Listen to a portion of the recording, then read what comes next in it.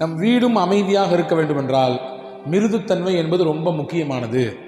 தாம் தூமுன்னு சத்தம் போட்டு சண்டை போட்டு அல்லது தேவையில்லாத வாக்குவாதங்கள் செய்வதனாலே எதையும் சாதிக்க முடியாது, எதையும் நமதாக்கிக் கொள்ள முடியாது. யார் வெற்றி பெறுவார் என்றால், ஒருவர் ஏறுகிற பொழுது ஒருவர் தானாக இறங்கினால் நிச்சயம் அந்த குடும்பம், அந்த வீடு மகிழ்ச்சிக்கு இருப்பிடமாக இருக்கும். உனக்கு மட்டும்தான் பேச தெரியுமா, எனக்கும் தெரியும் என்று ஒரு ஆண் பேச துவங்கினால், உனக்கு மட்டும்தான் பேச தெரியுமா, எனக்கும் பேச தெரியும் என்று ஒரு பெண் பேச துவங்கினால் அங்கே நிம்மதியும் அமைதியும் சீர்குலைந்து ஒரு விதமான பரிதவிப்பு நிலை ஏற்பட்டுவிடும். எனவே அல்லாஹ் இந்த மொத்த குர்ஆனின் மையமாக வைத்த வார்த்தையின் மூலமாக நமக்கு இன்னைக்கு சொல்லித்தரக்கூடிய செய்தி, அமைதியை நீங்கள் விரும்பினால், உங்கள் இல்லத்திலே நீங்கள் அமைதியை எதிர்பார்த்தால், நிம்மதியை எதிர்பார்த்தால், மிருதுவாக சாஃப்டா எதையுமே டீல் பண்ணுங்க. ரொம்ப ஹார்டா எதையுமே நீ யோசிக்காதீங்க. கரடு முரடா எடுத்தம் கௌத்தம் என்றெல்லாம் நீங்கள் திட்டம் போடாதீர்கள் என்று அல்லாஹ் முதல் செய்தியாக சொல்லுகிறான். அதே போன்று வீட்டிலேயே சிறந்த வீடு எது? ரசூலுல்லாஹ் சொன்னாங்க, ஹைரு பைத்தின் ஃபில் முஸ்லிமீன பைத்துன் ஃபீஹி யதீமுன் யுஹ்ஸனு இலைஹி. வீடுகளிலேயே, முஸ்லிம் வீடுகளிலேயே சிறந்த வீடு எது தெரியுமா? எந்த வீட்டில் இருக்கக்கூடிய மக்கள் யத்தீம்களை, அனாதைகளை ஆதரிக்க வேண்டும் என்ற சிந்தனையில் இருக்கிறார்களோ, அல்லது அனாதைகளுக்கு உதவக்கூடிய மக்கள் அந்த வீட்டில் இருக்கிறாங்களோ, அந்த வீடு தான் பெஸ்ட் வீடு என்றார்கள் ஹஸரத் ரசூலுல்லாஹி ஸல்லல்லாஹு அலைஹி வஸல்லம். ரொம்ப சிறப்பான வீடு அது. அதோடு மட்டுமல்ல, வீடுகளில் சிறப்பு இருக்க, வீடு எப்படி இருக்க வேண்டும் என்கின்ற அந்த வரிசையை சொல்லும் பொழுது அறிஞர்கள் சொல்கிறார்கள், மலக்குகள் வந்து போகக்கூடிய இடமாக வீடு இருக்க வேண்டும். இதற்கு நேர் மாற்றமாக ஷைத்தான் வந்து போகக்கூடிய இடமாக இருக்கக்கூடாது. மலக்குகள் வந்து போகக்கூடிய வீடாக நம்முடைய வீடு இருக்க வேண்டும் என்றால் என்ன செய்யணும்? அல்லாஹ் ரசூல் பிடித்தமான முறையிலே நம்முடைய வீட்டினுடைய தோற்றத்தை, அதிலே உள்ள இருக்கக்கூடிய விஷயங்களை அமைத்துக் கொள்ள வேண்டும். சில விஷயங்கள் இருந்தால் மலக்குகள் வரமாட்டார்கள், சில காரியங்கள் இருந்தால் மலக்குகள் வரமாட்டார்கள். ஹதீஸிலே வந்திருக்கிறது, நபிகள் பெருமானா ஸல்லல்லாஹு அலைஹி வஸல்லம் அன்னவர்கள் எப்பொழுதுமே ஜிப்ரீல் அலைஹிஸ்ஸலாம் வஹியை கொண்டு வருவார்கள். ஆனால் அன்னைக்கு ஜிப்ரீல் அலைஹிஸ்ஸலாம் வீட்டுக்குள்ளே வரல, வெளியில் நிற்கிறாங்க. வீட்டுக்குள்ளே வரல. வருகிற ஜிப்ரீல் ஏன் வரவில்லை, ஏன் வெளியே நிற்கிறாரு அப்படின்னு சொல்லி ரசூல் ஸல்லல்லாஹு அலைஹி வஸல்லம் போய் அவரிடத்தில் கூப்பிட போகும்பொழுது ஜிப்ரீல் அலைஹிஸ்ஸலாம் சொன்னாங்க, உங்கள் வீட்டினுடைய திரையிலே உருவப்படம் தொங்கிக் கொண்டிருக்கிறது. உங்கள் வீட்டினுடைய திரையிலே உருவம் பொறிக்கப்பட்ட ஒரு அந்த காட்சி இருக்கு.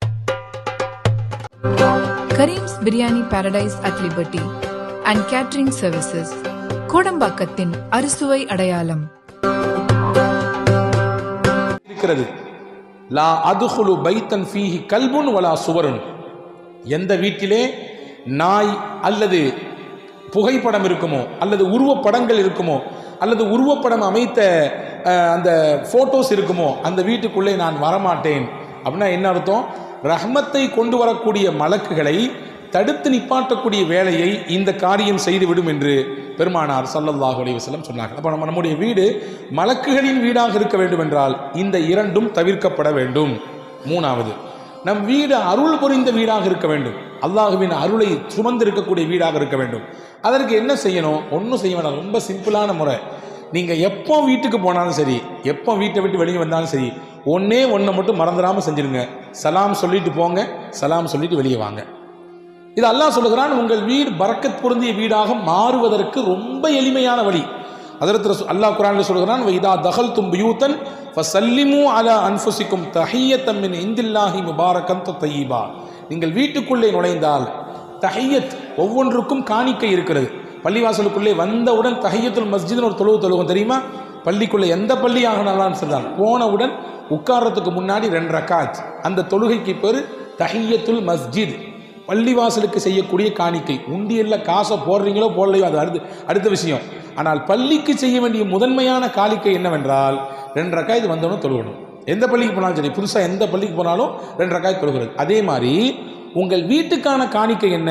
உள்ளே போகும்போதும் சலாம் சொல்லிட்டு போகணும், வீட்டை விட்டு வெளியே வரும்பொழுதும் சலாம் சொல்லிவிட்டு வர வேண்டும்.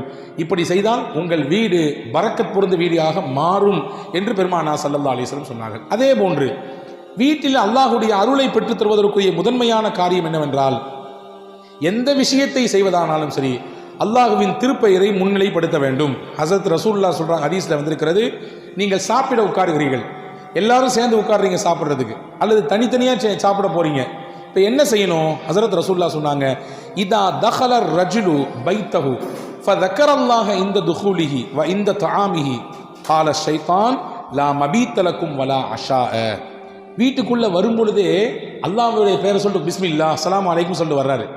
உட்கார்ந்த உடனே சாப்பாடை வைக்கும் பொழுது பிஸ்மில்லாஹிர் ரஹ்மானிர் ரஹீம் என்று எல்லாரும் சப்தமாக சொல்லி சாப்பிட துவங்குகிறார்கள். அப்போ ஷைத்தானுடைய கூட்டம் சொல்லுமா, எப்பா இந்த வீட்டில் இன்னைக்கு ராத்திரி தங்க முடியாது, இந்த வீட்டில் நமக்கு சாப்பாடு கிடைக்காது, ஏன்னா இவங்க அல்லாஹ்வின் பேரை சொல்லிட்டாங்க, அல்லாஹ்வின் திருநாமத்தை சொல்லி சாப்பிடுகிறார்கள், அல்லாஹ்வின் பேரை சொல்லி உள்ளே நுழைகிறார்கள், எனவே இங்கே நமக்கு தங்குவதற்கும் இடமில்லை, இங்கே நாம் சாப்பிடுவதற்கும் எதுவும் கிடைக்காது, வாருங்கள் போய்விடுவோம் என்று சொல்லி அந்த ஷைத்தானின் கூட்டம் வெளியே போய்விடுவான். இப்போ அல்லாஹ்வின் திக்ரை சொல்லுகிற இடமாக இல்லம் இருக்க வேண்டும். எதையாவது கண்டது கலியதை பேசிட்டு யாரையாவது கரைச்சி குடிச்சுக்கிட்டு அல்லது வேற ஏதாவது பெரிய ஸ்க்ரீனில் உட்காந்து பார்த்துக்கிட்டு அல்லது சின்ன ஸ்க்ரீனை வச்சுட்டு எதையாவது அப்படி அதை ஸ்க்ரோல் பண்ணிக்கிட்டே சாப்பிட்டு இதெல்லாம் இருக்கிறத விட நம் சாப்பிடுகிற நேரம் என்பது அல்லாஹ் தந்த உணவு. நான் மதியம் ஜும்மாவில் கூட சொன்னேன் அல்லவா, ஒரு கவலம் உணவு என்பது அல்லாஹ் நம் கைகளிலே கொண்டு வந்து சேர்ப்பதற்கு முன்னால் சுமார் ஏறத்தாழ 32 பேருடைய உழைப்பின் வெளிப்பாடாக தான் ஒரு கவலம் உணவு நம் கையில் கிடைக்கிறது. ஒரு கவலம் உணவு நம்ம கைக்கு வரணும்னா எத்தனை பேர் உழைக்கிறாங்களாமா? 32 பேருடைய உழைப்பு, வேர்வை, சிந்தல் இருக்கிறது. இப்போ அந்த உணவை சாப்பிடும் பொழுது வீட்டிலே இப்படி பிஸ்மில்லா சொல்லி அல்லாஹ்வின் நாமங்களை சொல்லி சாப்பிடுகிற பொழுது அது பரக்கத்தாகவும் ஆகிறது, ஷைத்தான் வெளியேறுவதற்குரிய இடமாகவும் ஆகிறது. அதே போன்று வீட்டில் மகிழ்ச்சி பெறுவதற்குரிய முக்கியமான விஷயம் என்ன இருக்குதோ அதை கொண்டு சிறப்பாக வாழ வேண்டும். என்ன அல்லாஹ் தந்திருக்கிறானோ அதை பொருந்தி கொண்டு இல்லத்தை நடத்த வேண்டும். இல்லத்தரசிகளாகட்டும் அல்லது இல்லத்தில் இருக்கக்கூடிய தலைவராக இருக்கக்கூடிய கணவனாக இருக்கட்டும். இன்னைக்கு தொழிலில் வியாபாரத்தில் இவ்வளவுதான், அதை நினைத்து வருந்தி கொண்டு புழுங்கிக் கொண்டு கசங்கிக் கொண்டு இருப்பதை விட அல்லாஹ் விதித்தது நமக்கு கிடைத்திருக்கிறது. இந்த மாதத்தில் இதுதான் நமக்கு வருவாய், இதை பொருந்தி கொண்டு அந்த வீட்டின் மனைவி போகிவிட வேண்டும். அதுதான் பரக்கத் பெருந்திய வாழ்வுக்குரிய அர்த்தம் என்றார்கள் பெருமானா ஸல்லல்லாஹு. சரிமா, உங்களுக்கு நபிகளார் ஸல்லல்லாஹு அலைஹி வஸல்லமுடைய வம்சத்தொடரில் அப்படியே பின்னால் போய் பார்த்தீர்கள் என்றால் அங்கே மேலே நிற்பது ஹஜ்ரத் இஸ்மாயில் அலைஹிஸ்ஸலாம். இஸ்மாயில் அலைஹிஸ்ஸலாம் ஆரம்பத்தில் ஒரு நிக்கா செய்தார்கள். அந்த நிக்கா செய்து தம்பதிகள் எப்படி வாழ்றாங்கன்னு பார்க்கறதுக்காண்டி இப்ராஹிம் அலைஹிஸ்ஸலாம் வந்தாங்க. வந்தவங்க கேட்டாங்க, பாப்பா எப்படிமா போகுது, மருமகள்கிட்ட கேட்குறாங்க, குடும்ப லைஃப் எப்படி இருக்குன்னு கேட்டாங்க. ஏதோ போய்கிட்டு இருக்கு. அந்த அம்மா சம்பாதிச்சு கொண்டு வராரா வீட்டுக்காரரு, ஏதோ கொண்டு வராரு, கொஞ்சம் நெஞ்சம் ஓடுது. சரி, சாப்பாடு மற்ற விஷயம்லாம் எப்படி இருக்குது, ஏதோ அரை வயிறும் கா வயிறும் நிறைஞ்சி கழிஞ்சும் கழியாமையும் அப்படி போகுது. இந்த மாதிரியே பதில், எல்லா பதிலுமே அப்படி ஒரு ஒரு திருப்தி இல்லாத பதில், ஒரு மனநிறைவு இல்லாத பதில். உடனே ஹஜ்ரத் இப்ராஹிம் அலைஹிஸ்ஸலாம் சொன்னாங்க, உங்கள் வீட்டுக்காரர் வந்தாருன்னா நான் ஒரு செய்தி சொல்லிட்டு போன சொல்லுங்க, வீட்டு வாசப்படி சரியில்லை, அதை கொஞ்சம் மாற்றி வைக்க சொல்லுங்க, ஆல்ட்ரு பண்ண சொல்லுங்க. நான் அந்த அம்மா வந்துட்டு, அந்த அம்மா வீட்டுக்காரர் வந்த உடனே எல்லாத்தையும் மறந்துடுச்சு. இஸ்மாயில் அலைஹிஸ்ஸலாம் கேட்டாங்க, நான் வெளியே போன பின்னாடி யாராவது வந்தாங்களா? ஆமாம், ஒரு பெரியவங்க உங்கள் வாப்பா வந்தாங்க. என்ன கேட்டாங்க? இந்த மாதிரி கேட்டாங்க. சரி, ஏதாவது செய்தி சொன்னாங்களா? ஆமாம். வீட்டு வாசப்படி சரியில்லையாமா, மாற்றணுமாம்மா. வரலாற்று எழுதுறாங்க, இஸ்மாயில் அலைஹிஸ்ஸலாமுக்கும் அந்த பெண்ணுக்கும் இடையிலே உறவு இடையிலேயே முறிந்து போனது, தொடரலை, நீளமாக தொடரலை, அந்த லைஃப் பாதியிலே கட் ஆயிடுச்சு. அதுக்கடுத்து கொஞ்ச நாளைக்கு மேலே இன்னொரு நிக்கா செஞ்சாங்க, பனு ஜுர்ஹம் என்ற அந்த குலத்தை சேர்ந்த ஒரு பெண்ணை. அவங்க 2 பேருக்கு மத்தியிலும் நல்ல வாழ்க்கை போகுதா, எப்படி இருக்குது அப்படின்னு பார்க்கறதுக்காண்டி மாமனார் இப்ராஹிம் அலைஹிஸ்ஸலாம் வந்தாங்க. வந்தவங்க அதே மாதிரி கேட்டாங்க, எப்படிமா லைஃப்? அந்த அம்மா சொன்னாங்க, ரொம்ப திருப்தியாக இருக்கு, அல்ஹம்துலில்லாஹ். சம்பாதிக்கிறதுலாம் போதுமா வீட்டுக்காரரு? அல்ஹம்துலில்லாஹ் போதும், இருக்கிறத கொண்டு போதுமாக்கி வாழ்கிறோம். சாப்பாடுலாம் என்ன? அல்ஹம்துலில்லாஹ், அல்லாஹ் தர்றான் எங்களுக்கு, அதை சாப்பிட்றோம். பொதுவாகவே நமக்கு ஏதாவது சில குறைகள் இருந்தாலும் நீங்கள் அல்ஹம்துலில்லாஹ் என்று சொல்லி பாருங்கள், அல்லாஹ் அதன் வார்த்தைக்கே தனி சக்தி வைத்திருக்கிறார். குறை இருந்தாலும் நீங்கள் சொல்லும் வார்த்தை அதை நிறையாக மாற்றிவிடும். இதை கேட்டவுடனே அப்படி மனசு குளிர்ந்து போச்சு. யாருக்கு? இப்ராஹிம் அலைஹிஸ்ஸலாம். உடனே துவா செஞ்சாங்க, அல்லாஹும்ம பாரிக் லஹும் ஃபித் தஆம் வல் லுஹூம். யா அல்லாஹ், இவர்களுக்கு உணவிலே, ஆட்டு இறைச்சியிலே, நீரிலே நீ பரக்கத் செய்வாயாக என்று துவா செஞ்சுட்டு போனாங்க. போகும்போது சொன்னாங்க, வீட்டு வாசப்படி ரொம்ப சூப்பராக இருக்குது, உங்கள் வீட்டுக்காரர் வந்தால் சொல்லுங்க, நல்லா பார்த்துக்கணுமா வீட்டு வாசப்படியை, ரொம்ப கிளியராக இருக்குது அப்படின்னு சொல்லிட்டு போனாங்க. அதே மாதிரி வந்தாங்க இஸ்மாயில் அலைஹிஸ்ஸலாம், கேட்டார்கள், இந்த கதையை சொன்னாங்க. என்ன சொன்னாங்க? இதுதான் சொன்னாங்க. வரலாற்று எழுதுறாங்க, அந்த பெண்மணி அதனுடைய தொடரிலே அடுத்தடுத்து வாழையடி வாழையாக வந்தவர்கள் தான் ஆமினா அம்மா, அவர்கள் வயிற்றிலிருந்து வந்தவர்கள் தான் முஹம்மது ஸல்லல்லாஹு அலைஹி வஸல்லம். அன்பு சகோதரர்களே, அன்பு பெருமக்களே, தாய்மார்களே, வீட்டில் மகிழ்ச்சி பெறுவதற்கு முக்கியமான காரணம் என்னவென்றால் இருப்பதை கொண்டு ஹைர், அல்ஹம்துலில்லாஹ், போதுமாக்கி கொண்டு வா. நல்லா இருந்தாலும் அல்ஹம்துலில்லாஹ், ஒன்றுமே இல்லாட்டி அல்ஹம்துலில்லாஹ். ஹதீஸில் என்ன வந்திருக்கிறது? ஹதீஸிலே பார்க்கிறோம், வீட்டுக்குள்ளே பெருமானார் போவார்கள், ஏதாவது சாப்பிட இருக்கிறதா? இருக்கிறது, வையுங்கள், சாப்பிடுகிறேன். மறுபடியும் ஒரு சில நாட்கள் கழித்து வீட்டுக்குள்ளே போவார்கள், ஏதாவது சாப்பிட இருக்கிறதா? ஒன்றுமே இல்லையே, பரவாயில்ல, நான் இன்னைக்கு நோன்பு வச்சுக்கிறேன். உனக்கு தெரியாதா நான் வருவேன்னு? தெரியாதா? நான் தான் வெளியேந்து பசியோடு வர்றேன்ல, எம்புடு தூரம் போயிட்டு வர்றேன், நான் வருவேன்னு தெரிஞ்சு ஏன் நீ அதை செய்யலை, இதை செய்யலை? ஒரு வீட்டுக்கார பஞ்சாதி, இந்த மனுஷன் எப்போ சாப்பிட உட்கார்ந்தாலும் எதையாவது ஒரு கம்ப்ளைண்ட் சொல்லுவார். ஒன்றை புரிஞ்சுக்கங்க, ரகசியம், எப்படி இருந்தாலும் நல்லா இருக்கிறது என்று சொல்லுங்கள், அது நன்றாக மாறிவிடும். நீங்கள் பார்க்குறத பார்த்தா அஜர்த்து உங்கள் கதை அப்படி தான் ஓடுதான் கேட்காதீங்க, யதார்த்தம். அன்பு சகோதரர்களே, நல்லா இருக்கிறது என்று சொன்னால் அல்லாஹ் நல்லா ஆக்கி விடுவான். ஒரு வீட்டுக்காரர் இருந்தார், அவர் எப்போவுமே குறை சொல்லியே பழக்கப்பட்டவர். உட்கார்ந்தார் சாப்பாட்டில் உட்காண்டவன், அந்த அம்மா சாப்பிடார உட்காரார ஏதாவது செஞ்சு வைப்போன்னு சொல்லி சாப்பாடோட சேர்த்து ஏதாவது சைடில் ஒரு முட்டையை வேகமாக போய் பொரிச்சு கொண்டு வச்சுது. உடனே சத்தம், எனக்கு தான் பொரிச்சு முட்டை தெரியாது, உனக்கு பிடிக்காம உனக்கு தெரியாதா, இப்படியா பொரிச்சு வைக்கிறது? சரி கோவப்படாதீங்க, நாளைக்கு பார்த்துக்கிறேன். நாளைக்கு வந்துச்சு, அதே மாதிரி உட்காந்தாரு. அந்த அம்மா ஏன் வம்புன்னு அவிச்சு வச்சிருச்சு. அவர் ஒன்னே சத்தம் போட்டார், என்ன மழை பார்த்த நீ வந்து இப்படி அவிச்சு விட்டு சாப்பிடலாமா, கேஸ் பிடிச்சிருச்சுன்னா என்ன பண்ணுறது அப்படின்னு திட்டினார். மூணாவதுல அந்த அம்மா நினச்சி, எதுக்கு வம்பு, ஒன்று அப்படி ஒன்று இப்படி பொரிச்சிடும், ஒன்று பொரிச்சு ஒன்று அவிச்சு ரெண்டு கொஞ்சம் வச்சார். அந்த அம்மா வச்சுது. என்னாவது சொல்லி ஆகணும் மனுஷனுக்கு, ஏன்னா சொல்லியே பழக்கப்பட்டவர்ல.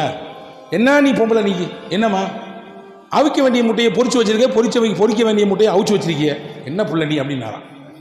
அன்பர்களே, எது இருந்தாலும் புரிந்து கொண்டு வாழக்கூடிய வாழ்க்கை, அதுதான் சிறப்பான வாழ்க்கை, அதுதான் மகிழ்ச்சிகரமான வாழ்க்கை. வீடு அமைதி வருவதற்குரிய வழிகளை மார்க்கம் சொல்லுகிறது. நீங்கள் இருப்பதை கொண்டு புரிந்து கொண்டு வாழுங்கள். முக்கியமாக வீட்டின் அமைதிக்கு மார்க்கம் வழி சொல்லுகிறது. நீங்கள் இபாதத்தை பள்ளியில் மட்டும் தேடாதீர்கள், உங்கள் வீட்டுக்கும் இபாதத்துக்கு இடம் கொடுங்க. உங்கள் வீட்டிலையும் இடம் கொடுங்க. எல்லாரும் பள்ளியில் வந்து தொழுகிறோம், பள்ளியில் வந்தால் நம்ம ஒரு பெரிய முத்தகையாக மாறுகிறோம், நிச்சயம் உண்டு. ஆனால் இது பள்ளியோடு நின்று விட வேண்டாம், வீட்டிலையும் இபாதத்துக்கு இடம் கொடுங்க என்று அல்லாஹ்வின் தூதர் ஸல்லல்லாஹு அலைஹி வஸல்லம் சொன்னார்கள். அதே போன்றுதான் வீட்டில் அமைதி வருவதற்கு மார்க்கம் சொல்லக்கூடிய முக்கியமான வழி, தனித்தனியாக சாப்பிடாதீங்க, குடும்பத்தோடு சேர்ந்து உட்காந்து சாப்பிடுங்க. வாப்பா சொல்கிறாரு, பையன் சாப்பிட்டு போயிட்டானா, இல்லை முதல்ல அவனுக்கு போட்டு அனுப்பு, பின்ன நான் சாப்பிட்டுக்கிறேன். பையன் வந்து கேட்குறாரு, அப்படின்னா அர்த்தம் புரிஞ்சுக்கணும், பெரியவர் சாப்பிட்டாருன்னு அர்த்தம். இல்லைம்மா அவர் போகட்டும், நான் சாப்பிட்றேங்கிறான். சேர்ந்து உட்கார்ந்து சாப்பிட வேண்டும், அதிலே ஒரு பரக்கத்து இருக்கிறது. இதையும் மார்க்கம் சொல்லித் தருகிறது. அதே போன்றுதான் நீங்கள் அல்லாஹ்வை நினைவு கூறுவதற்கு உங்கள் வீட்டிலே ஒரு தனி இடத்தை வைத்துக் கொள்ளுங்கள். இதுவெல்லாம் உங்கள் இல்லங்களுக்கு அமைதியை கொண்டு வந்து சேர்ப்பதற்கான வழி என்பதை மார்க்கம் அழகாக சொல்லித் தருகிறது. ரசூலுல்லாஹ் சொன்னாங்க, 4 விஷயம் இருக்கிறது, எந்த மனிதனுக்கு அந்த 4 உலகத்தில் கிடைத்து விட்டதோ அவன் உலகமே கிடைக்கப்பட்டவனை போன்று அப்படின்னு சொல்லிட்டு முதல்ல சொன்னாங்க. அல் மர்அத்து சாலிஹா, அழகான ஒரு நல்ல ஒழுக்கமுள்ள நாணயமுள்ள பெண் அவனுக்கு மனைவியாக கிடைப்பது. ரெண்டாவது சொன்னாங்க அல் மஸ்கனுல் வாசி, விசாலமான வீடு. விசாலமான வீடுனா பெரிய பங்களா வீடுன்னு கிடையாது, அந்த வீட்டில் இருக்கக்கூடிய எல்லோருடைய உள்ளமும் விசாலமாக இருக்குன்னு அர்த்தம், எல்லாருடைய உள்ளம் விசாலமாக இருக்குது. மூணாவது சொன்னாங்க அவள் ஜாரு சாலிஹ், நல்ல ஒரு பக்கத்து வீட்டுக்காரர் அமைவது. நாலாவது சொன்னாங்க அவள் மர்கபுல் ஹனி, தனக்கு விருப்பமான வாகனம், அந்த வாகனம் எந்த கோளாறும் இல்லாமல் சிறப்பாக இருக்குது. இந்த 4 ஒரு மனுஷனுக்கு கிடைச்சதுன்னா உலகத்தில் எல்லாமே கிடைச்ச மாதிரி தான். நாங்கள் இதில் 2 முக்கியமாக, 3 வீடோடு தான் தொடர்புடையது. 1 மனைவி, 2வது வீட்டினுடைய உள்ளத்தில் இருக்கக்கூடிய எண்ணம், பக்கத்தில் இருக்கக்கூடிய வீட்டார்கள், இது எல்லாமே வீடோடு தொடர்புடையது. எனவே அன்பு பெருமக்களே, வீடு அமைதி வர மார்க்கம் வகுக்கிற இந்த விஷயங்களை எல்லாம் நாம் பின்பற்றுவோமையானால், எடுத்து நடப்போமையானால் சிறப்பான அமைதிகரமான வீடை நாம் கட்டமைக்க முடியும். வல்ல ரஹ்மான் அப்படிப்பட்ட சிறந்த அமைதியான வீட்டை நம் எல்லோருக்கும்